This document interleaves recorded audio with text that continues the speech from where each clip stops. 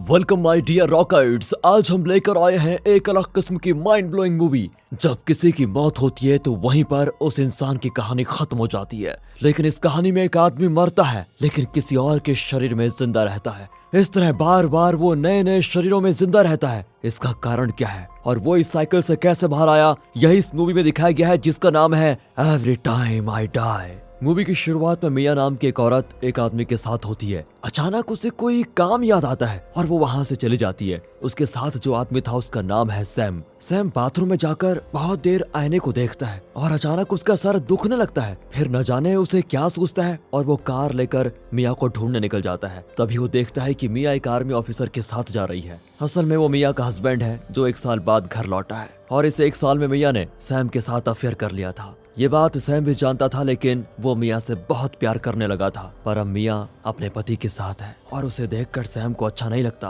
अब सैम का दर्द और बढ़ जाता है, लगता है उसका सर फटने जा रहा है। सैम के साथ ऐसा अक्सर होता है। बचपन में सैम की एक बहन थी और सैम उससे बहुत प्यार करता था। एक दिन सैम अपने कैमरे से फोटोज क्लिक कर रहा था तो उसकी बहन ने कैमरा मांगा, पर सैम ने नहीं दिया। वो उसे छीनकर एक ऊंची चट्टान पर चली जाती है और वहां से नीचे पानी की फोटोज खींचने लग जाती है। तभी सैम जाकर कैमरा को छीनने की कोशिश करता है, लेकिन तब गलती से उसकी बहन का पैर फिसलकर वो पानी में गिर जाती है। उसे बचाने के लिए सैम भी कूद पड़ता है। तभी कोई पानी में कूदकर दोनों बच्चों को उठा लाता है। सैम तो बच जाता है, लेकिन उसकी बहन मर जाती है और उस दिन से सैम खुद को अपनी बहन की मौत का कसूरवार मानता है और उस दिन से उसका दिमागी संतुलन बहुत खराब हो चुका है। उसे लगता है कि उसकी बहन उसके साथ है और कभी कभी वो अपने अंदर अपनी बहन को महसूस करता है। उसकी परेशानी देखकर उसके पेरेंट्स उसको एक साइकियाट्रिस्ट के पास भी लेकर जाते हैं, जो कहती है कि देखो, घर पर ऐसी चीज मत रखा करो जो सैम को उसकी बहन की याद दिलाए, तभी वो ठीक हो पाएगा। अब इस सिचुएशन में उसके पेरेंट्स को क्या करना चाहिए? दोस्तों, वैसे आपका क्या ख्याल है? कमेंट करके बताइएगा। यहाँ उसके पेरेंट्स दिल पर पत्थर रखकर अपनी बेटी के टॉयज और बाकी चीजें जला देते हैं। क्या करें,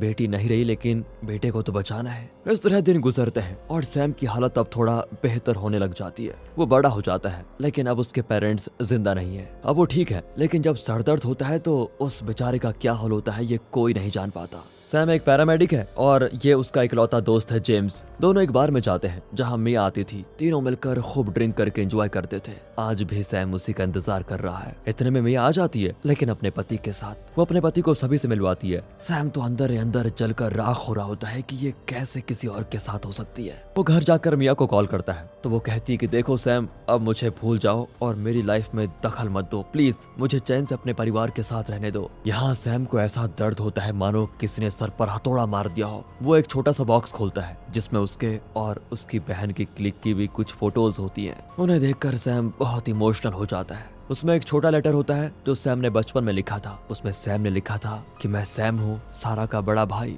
मैं उससे बहुत प्यार करता हूँ। अगर उसे डर लगे या वो अकेली फील करे तो मेरे पास आ सकती है। मैं उसे सेफ रखने के लिए कुछ भी करने को तैयार हूँ। ये सब कुछ पढ़कर सैम को अपनी बहन सारा की बहुत याद आती है। उसके साथ बिताया हुआ बचपन याद आने लग जाता है। अगले दिन अब जेम्स का बर्थडे होता है तो सैम अपना बैग पैक करके उसके घर जाता है। उसके घर जाकर वो कार से बाहर निकलता है तो देखता है वो पुराने फोटोज और लेटर वाला बॉक्स कार सीट पर है। सैम हैरान रह जाता है क्योंकि जहाँ तक उसे याद है उसने कार में सिर्फ बैग रखा था, फिर ये बॉक्स कैसे आया? फिर उसे शक होता है कि शायद उसने भूल कर ये बॉक्स कार में रख दिया होगा। इसलिए इस बात को इग्नोर करके वो जेम्स के घर जाता है। जेम्स बहुत ही खुश होता है और उसके साथ फोटो खिंचवाना चाहता है, लेकिन कैमरा से जुड़ी दर्दनाक यादों की वजह से सैम को अब कैमरे से नफरत ही हो गई होती है। जेम्स की वाइफ का नाम है बॉबी और मिया बॉबी की ही बहन है। जेम्स के बर्थडे के लिए मिया और उसका पति भी आए होते हैं। उनके घर के पास की जो झील होती है वे वहाँ पर नहा रहे होते हैं। सैम मिया से कहता है कि तुम अपने पति को छोड़ दो, मैं और तुम कहीं और जाकर खुश रहेंगे। लेकिन मिया कहती है कि मुझे अपना घर नहीं उजाड़ना है, समझे? तुम मुझसे बात मत करो और यहाँ से चले जाओ।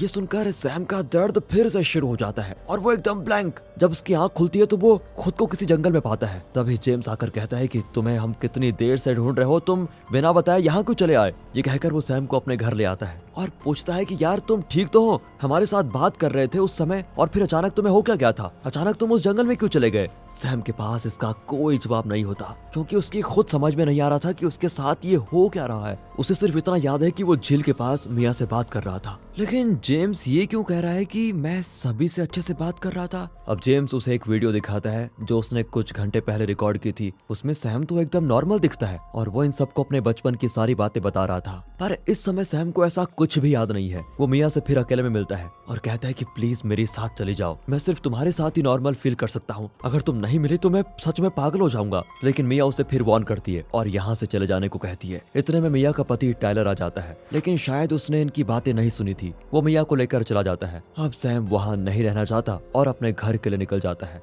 तभी टाइलर अपनी कार में उसे फॉलो करता है और उसके पास जाकर चिल्लाता है कि जल्दी से गाड़ी रोको वरना बहुत बुरा होगा। सैम गाड़ी रोक देता है तो टाइलर कहता है, मैंने तुम्हारी और मिया की बातें सुन ली थी, सच बताओ तुम दोनों के बीच क्या रिश्ता है? सैम भी कह देता है कि हम सिर्फ अच्छे दोस्त हैं। लेकिन टाइलर गन उठा लेता है और फिर पूछता है कि क्या तुम्हारा मेरी वाइफ के साथ कुछ अफेयर है? सैम बार बार इनकार कर रहा होता है। तभी अचानक टाइलर गन से उसके सर पे जोर से मारता है और सैम का सर चकराने लग जाता है। वो किसी तरह चलकर एक झील के पास आता है। टाइलर भी वहां कर सैम को बहुत पीटता है। तब जाकर सैम उसे बताता है कि मैं और मिया एक दूसरे से बहुत प्यार करते हैं। और ये सुनकर वो सैम को इतना पीटता है कि सैम वहीं पर गिरकर मर जाता है। टाइलर तो अचानक घबराता है कि अब क्या करूं। उस वक्त आसमान में अजीब तरह के बादल नजर आते हैं जो तेज रोशनी देते हैं। अचानक सैम की आंखें खुलती हैं तो वो एक सीलिंग फैन के नीचे लेटा होता है। मतलब क्या मैं मरा नहीं? क्या ये सब कुछ एक बुरा सपना था? इसी कंफ्यूजन में सैम मुड़ता है तो उसके पास जेम्स की वाइफ बॉबी सोई होती है। वो चौंक कर पूछता है कि आप मेरे कमरे में क्या कर रही हैं? ये तुम्हारा कमरा नहीं, हमारा कमरा है जेम्स। ये मुझे जेम्स क्यों कह रही है? ये सोचकर सैम बड़ा कंफ्यूज होता है और आईने में देखता है तो पता चलता है वो जेम्स के शरीर में है। मतलब सैम मर चुका है लेकिन उसकी आत्मा अब जेम्स की बॉडी में है। सैम समझ नहीं पाता कि ये क्या हो रहा है, उसके लिए ये पूरा कंफ्यूजिंग होता है। तभी वहाँ पर टाइलर आ रहा होता है। दरअसल सैम को मारकर उसकी बॉडी को डिस्पोज करके वो आ रहा है। अब ये सब कुछ जानकर जेम्स की बॉडी में बसा हुआ सैम तुरंत मिया के कमरे में आता है, लेकिन जल्दी में वो अपना अंडरवियर पहना भूल गया था। वो जाकर मिया को उठाता है कि जल्दी चलो वरना तुम्हारा पति तुम्हें मार डालेगा। उससे इस हालत में देखकर मिया चिल्लाती है कि ये क्या कर रहे हो जेम्स, पहले जाकर अपना नेकर पहनो वरना मैं तुम्हें मार डालूंगी। इतने में बॉबी वहाँ पर आ जाती है और जेम्स पर चिल्लाती है कि मेरी बहन के साथ ये क्या कर रहे हो तुम? वो नहीं जानती कि ये जेम्स नहीं सैम है। सैम फिर कहता है कि जल्दी यहाँ से निकलो वरना तेरा पति तुझे मार डालेगा। उसने मुझे तो मार ही डाला क्योंकि उसे हमारे बारे में सब कुछ पता चल चुका था। मैं जेम्स नहीं, मैं सैम हूँ। ये सुनकर बॉबी और मिया दोनों कंफ्यूज्ड हो जाती हैं।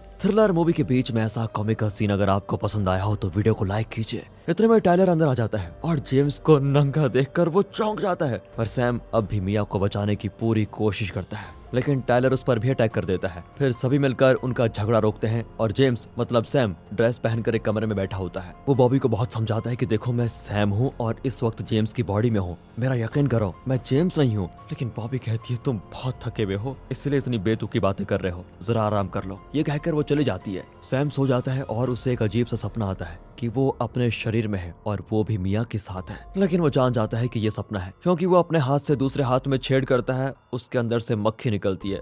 तभी सैम की नींद खुल जाती है। अब सैम को किसी तरह मिया को बचाना होगा, इसलिए वो टाइलर की कार से उसकी गन चुराता है। वो अपने कमरे से बाहर कूद जाता है। फिर वो टाइलर की कार में गन ढूंढ रहा होता है कि तभी टाइलर आकर अपनी कार को लॉक कर देता है। लेकिन सैम को गन मिल चुकी थी और उसे लेकर वो किसी तरह डोर खोलकर बाहर आ जाता है, लेकिन कार का सेफ्टी अलार्म बजने लग जाता है। अब टाइलर, मिया और बॉबी बाहर आ जाते हैं। फिर सैम टाइलर पर गन तान कर कहता है कि एक भी कदम आगे रखा तो गोली चला दूंगा। बॉबी पूछती है यार ये तुम क्या कर रहे हो जेम्स, प्लीज गन फेंक दो। सैम कहता है मैं जेम्स नहीं हूँ, मैं जेम्स नहीं हूँ, मैं सैम हूँ। इस टाइलर ने मुझे झील के किनारे मार डाला है। और ये सुनकर टाइलर के रोंगटे खड़े हो जाते हैं कि झील के किनारे बात जेम्स को कैसे पता चली, कहीं जेम्स की बॉडी में सच में सैम की आत्मा तो नहीं। इसी बीच बॉबी सैम को शांत करने की कोशिश कर रही होती है। तभी टाइलर उससे गन छीन लेता है, लेकिन अब भी किसी को यकीन नहीं हुआ कि जेम्स के अंदर सैम है। उन्हें लगता है कि जेम्स पागल हो रहा है। अब सैम को एक अलग कमरे में रखा जाता है। टाइलर अपना डाउट क्लियर करने के लिए उसके कमरे में आकर पूछता है कि देखो जेम्स, मैंने सैम को मार डाला, ये सच है,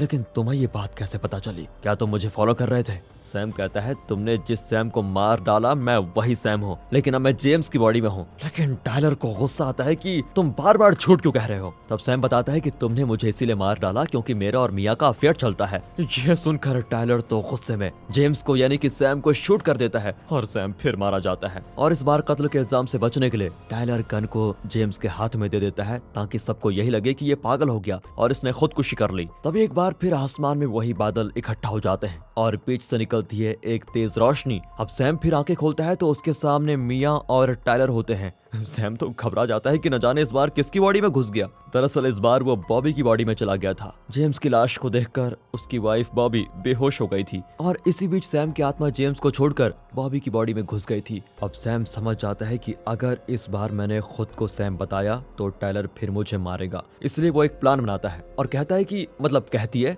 मुझे थोड़ी देर के लिए अपने पति के साथ अकेला छोड़ दो प्लीज। मिया और उसका पति बाहर चले जाते हैं। तभी बॉबी की बॉडी में सैम जेम्स के हाथ से गन निकालकर खिड़की से पीछे फेंक देता है। फिर वो जेम्स के पॉकेट से कार की निकालकर मिया को देता है और कहता है तुम कार स्टार्ट करके रखो और मेरे आते ही हम दोनों तुरंत यहाँ से निकल जाएंगी। ये कहकर वो मिया को चाबी पकड़ाता है और खुद घर के पीछे जाकर गन निकालने वाला होता है कि तभी वो टायलर का बच्चा वहाँ पर आ जाता है। वो उसे पकड़कर पूछता है बॉबी तुम यहाँ पर क्या कर रही हो। तो बॉबी अजीब तरह से स्मेल करती है और टायलर समझ जाता है कि ये बॉबी नहीं सैम है। वो चिढ़ जाता है कि मैं तुम्हें कितनी बार मारूं तुम मरते क्यों नहीं हो। ये कहकर वो बॉबी को धक्का देकर गन उठाता है पर इतने में बॉबी भागकर कार की ओर आती है, सैम कार की ओर आता है। टायलर उसका पीछा करते हुए बॉबी के पैर पर शूट कर देता है। अब मिया टायलर पर ही टूट पड़ती है कि तुमने मेरी बहन को शूट क्यों किया। इसी बीच बॉबी की बॉडी में सैम लड़खड़ा कर कार के पास जाता है और कार को स्टार्ट करके रिवर्स में तेज चलाता है। फिर वो टायलर को टक्कर मारकर गिरा ही देता है। इससे टायलर तो बेहोश हो जाता है और फिर मिया जल्दी से कार में चढ़ जाती है। दोनों वहां से निकलते हैं। मिया की समझ में नहीं आता कि ये हो क्या रहा है। वो पूछती है कि तुम्हें टायलर शूट करने पे तुला हुआ क्यों है। तब सैम बताता है कि मैं बॉबी नहीं मैं सैम हूँ, इसलिए वो मुझे मार डालना चाहता है। जेम्स की बॉडी में भी मैं था, टायलर ने उससे भी मार डाला और मैं बॉबी की बॉडी में हूँ। तुम्हारे पति को तुम्हारे और मेरे प्यार के बारे में सब कुछ पता चल चुका था, इसलिए उसने मुझे मार डाला। फिर मैं जेम्स की बॉडी में गया और अब मैं बॉबी की बॉडी में हूँ जो तुम्हारे पास बैठा हूँ। देखो मुझे, मैंने तुम्हें कितनी बार समझाने की कोशिश की लेकिन तुम समझ ही नहीं रही थी। अब टायलर तुम्हें मारने जा रहा है, इसलिए मैं तुम्हें बचाकर यहाँ ले आया। मिया चौंक कर बैठी होती है। सैम मिया को एक जगह लेके जाता है जहाँ सैम की कार होती है। सैम उस कार से अपना बॉक्स निकालता है और उसमें रखे फोटोज को देखकर बहुत रोता है। हम मिया को यकीन हो जाता है कि ये बॉबी नहीं सैम है। मिया कहती है जिस तरह तुम अपनी बहन से प्यार करते थे बिल्कुल उसी तरह मैं भी अपनी बहन से बहुत प्यार करती हूँ, इसलिए सैम तुम प्लीज उसके शरीर को छोड़कर चले जाओ। इतने में टायलर के ट्रक की आवाज आती है और ये दोनों वहां से निकल जाते हैं। टायलर उन्हें ढूंढने लग जाता है। इसी बीच सैम चुपके से टायलर के ट्रक में छिप जाता है। वहाँ मिया जेम्स की कार से निकलती है। टायलर को लगता है कि दोनों बहनें उसी कार में बच निकल रही हैं। वो अपना ट्रक लेकर उस कार के पीछे जाता है। वो नहीं जानता कि सैम बॉबी की बॉडी में उसी के ट्रक में छिपा हुआ है। ट्रक में सैम अपनी बॉडी को देखता है, टायलर ने सैम की बॉडी को डिस्पोज करने के लिए अभी तक अपने ट्रक में छुपाया हुआ है। ये देखकर सैम बहुत रोता है। सैम को आता है गुस्सा और वो ट्रक में रखी हुई कुल्हाड़ी जैसी चीज से टायलर पर हमला कर देता है। इसी बीच टायलर गाड़ी का कंट्रोल खो देता है और ट्रक सीधे झील में जाकर डूबने लग जाती है। सैम के पैर में एक रस्सी फंसी होती है जिसकी वजह से वो स्विम नहीं कर पाता। कुछ ही देर में मर भी जाता है, लेकिन अचानक वो रियलाइज करता है कि अब वो टायलर की बॉडी में चला गया है। उस वक्त भी पहले की तरह आसमान में बादल छा जाते हैं और तेज रोशनी होती है। शायद इसी वजह से सैम के साथ ये सब कुछ हो रहा है। अब सैम जो कि टायलर की बॉडी में है वो बॉबी की बॉडी को बाहर ले आता है। तभी वहाँ पर मिया आती है और कहती है मेरी बहन को छोड़ दो प्लीज। तभी टायलर उसको आंखों में इशारा करता है कि मैं टायलर नहीं सैम हूँ। अब सैम बॉबी को सीपीआर देकर उसे बचा लेता है। अपनी बहन को जिंदा देखकर मिया उसे गले लगाकर बहुत रोती है। सैम कहता है जैसे मैंने तुमसे वादा किया था मैं तुम्हें तुम्हारी बहन लौटा दिया हूँ। ये कहकर वो चलने लग जाता है तो तेज रोशनी वाले उन बादलों को देखता है। जैसे ही उसकी रोशनी टायलर के शरीर पर पड़ती है उसके शरीर से सैम की आत्मा बाहर आ जाती है और अब टायलर मर जाता है। यहाँ में बताया जाता है कि आखिर सैम के मरने के बाद भी उसकी आत्मा अलग अलग शरीरों में कैसी चली जाती है। दरअसल बचपन में सैम अपनी बहन की मौत का कारण बन गया था, लेकिन उसके बाद उसकी बहन सारा की आत्मा उसके शरीर में रहने लगी, यानी सैम की आत्मा के साथ सारा की आत्मा भी रहने लगी। इस वजह से सैम कभी अपनी तरह बिहेव करता तो कभी सारा की तरह। साइकियाट्रिस्ट के कहने पर जब सारा की सारी चीजें जला दी गई तब सैम के अंदर से सारा की आत्मा थोड़ा कमजोर हो गई। लेकिन जब भी उसकी आत्मा की शक्ति बढ़ती तब सैम को बहुत तेज दर्द होता और उस वक्त सारा की आत्मा उसकी बॉडी को कंट्रोल करती थी। जब सैम जेम्स के बर्थडे के लिए उसके घर गया तो अचानक उसने खुद को जंगल में पाया। असल में उस वक्त उसकी बॉडी उसकी बहन के कंट्रोल में थी जो उसे जंगल में लेकर गई, और जेम्स ने जो वीडियो शूट किया था उस वक्त भी सैम की बॉडी सारा के ही कंट्रोल में थी। इसीलिए जब सैम को होश आया तब उसे कुछ याद नहीं था, और फोटोज वाले उस बॉक्स को भी सैम ने नहीं बल्कि सारा की आत्मा ने सैम की बॉडी के जरिए कार में रखवाया था। वो चाहती थी कि सैम को हमेशा उसकी याद आती रहे। सब कुछ ठीक चल रहा था, लेकिन तभी टायलर ने सैम को मार डाला